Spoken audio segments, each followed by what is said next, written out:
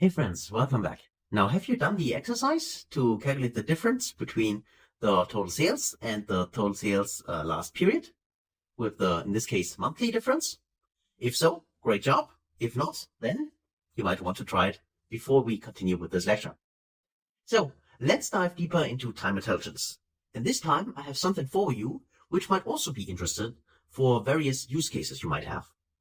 This is about calculating the cumulative sum or running total, depending how you want to call it, but these are some common terms you probably use. So the running total or running sum or cumulative total simply means that, for instance, if we are in March 2021, instead of showing these 916,000 and so on, we would like to actually see all the values. So January 2021 plus the sales from February plus the value from March. So the running sum, all these three values. And then in April, for instance, we want to have the running sum of those four values and so on. So simply adding up the values, including the current month. If this is a use case you have or we have, then we need again another option inside the calculate because we need to modify the filter context again, right? Because again, the context is always, in this case, the current year and current month. So in order to modify the context, to change this and get a different value from this one, for instance, we need to use the calculate function. So let's do that. Let's actually use this. Let's right click on the measures table and create our new measure. And then let's create the cumulative sales. So I call it cum sales, so for cumulative sales, but of course you can name this whatever you want, like running sum or running total or whatever kind of expression you want to give it. So then equals, and I go to a new line, and now I can write my formula, and I say I want to calculate. So again, we're writing the calculate function. And what do we want to calculate? Well, the expression, in my case, I will stick to total sales because that's what we currently have in the view. But please note that this can be done, of course, for any kind of measure you have. So in this case, I want to refer to total sales. And then I just need a new filter. Now this filter here, I want to use the filter function. Now filter function here, this allows to filter a table by a filter expression. Now the table we want to use is the dates table, and we need to filter it so that for each specific row we are currently in, all the dates prior to this row, including this row, must be included. So for September 2021, for instance, we need actually a table which contains all the dates up to this specific month, including this month, right? So everything before plus this value itself. And to get this, we can use inside the filter function the all selected, so all selected.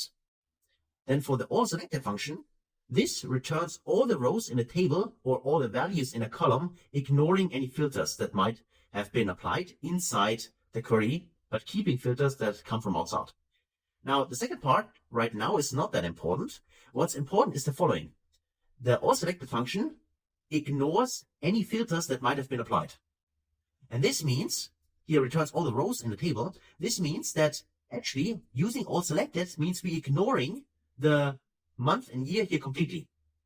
That just means if we say all selected and referring to the dates table date, this expression alone, this one here, returns a table with all the months and all the years across the whole table.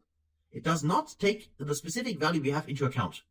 It just gives us a complete dates table across all the 3 years. And this is why we use the filter function, because we want to filter this dates table only containing all the values up to the specific row we're currently in. And this can be achieved by using the filter expression. The dates table date, this one, should be less or equal to the maximum of, again, the dates table and then the date. Like that.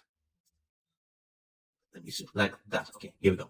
So it might seem a little bit strange because we're referring to the dates twice, but what it actually does, again, is we want to calculate the total sales. We need to modify the context because we don't want to see it for the specific month-year combination we have. We use the context in which we want to use in order to evaluate it. Here is at first the complete dates table. So ignoring any filters, this gives us the dates table, the complete dates table. Then we need to filter this dates table, and we need to make sure that the date inside the dates table is less or equal, so less or equal here, to the maximum date. Now the interesting part here is that the maximum date, this one here, refers to the current row we are currently in our visualization have. So the maximum date, for instance, for this row, 2021 June, is 2021 June. And if you know that, then it makes sense, because it just means that give us a complete dates table, but from this dates table, only give us the dates which are less or equal to the current date we have inside the view. And less or equal just means we want to include the current row as well. So that just means that for each, if we go back to the table, for instance, for May, we get actually a filter table which contains January, February, March, April, and May, including May, because we say less or equal. And then Power BI is just summing up all these total sales value for that. And to show you that this really works, let me go back inside we first select the visualization, and then let's go to the cumulative sales. Let's also format this properly, go to the dollar symbol, and then let's actually add this to the visualization. Let me drag and drop it inside, and now we can see the result. And we'll see that here it started with the same value as in January, but then it simply shows 2 million and so on, which in this case is just the sum of those two values. And then it has 2,900,000 and so on, which is then the sum of those three values, and so on. So this is the cumulative sum here across the total time frame. And we can also check this because at the end, it needs to derive at 25 million, right? And if I scroll down, you see that here in the last month we have, the last sales month of March 2023 in this case, and there we derived at this 25,661,000 and so on. And then this gets repeated, and this is actually the total value, because afterwards we had no sales anymore. This is why the cumulative sum up to this point, including this last month where we have sales, must be the same value as the total value, as you can see down there. Now I often get the question, is it possible to remove those repeating numbers? Because I mean, after the last sales value here in March, there is no need to repeat those values here, for instance, these ones and this one, right? Maybe you don't want to see that because there are no sales anymore. Can we do this? And yes, we can do this by simply modifying the calculate function. I'm showing it here for the cumulative sales, but the same trick can be done using it for instance, those two we have calculated, right? The date at and the same period last year function. Now what we need is simply another argument in the filter. So I can remove the last parenthesis, press in a comma, and then I can add my second filter expression. And the second filter expression could simply be that the dates table date, this one here, should be less or equal to the maximum, and in this case, of the order date. Because the maximum order date was in March, right in here. So if we add this as another argument here, and close parenthesis, and then let's actually evaluate that, we'll see that now the 25 million values in here disappear. So this is how we can get rid of showing here also values for April, May, and June, and so on, where we do not have any sales values. And just by the way, if you're wondering why are those values still showing, the reason is because we have here values for same period last year, and also values for, in this case, the date add function. But if I do the following, let me just show this to you. If I make this smaller like that, then I will just Control C to Control V to copy this table, Control C, then Control V to paste it. Let me just drag this to the side, and then let's get rid of everything we don't need in this case. So let's actually select this one here and say I want to get rid of, in this case, the prior this one. I will get rid of the sales difference. I want to get rid of the sales last year. And now you can see that for this visual here, for this one, we have the total sales and the cumulative sales. And if I scroll down, it ends here in the last month of 2023. So we do not have these blank spaces here in this case, right? So that can be easily done by adding this additional argument in our cumulative sales.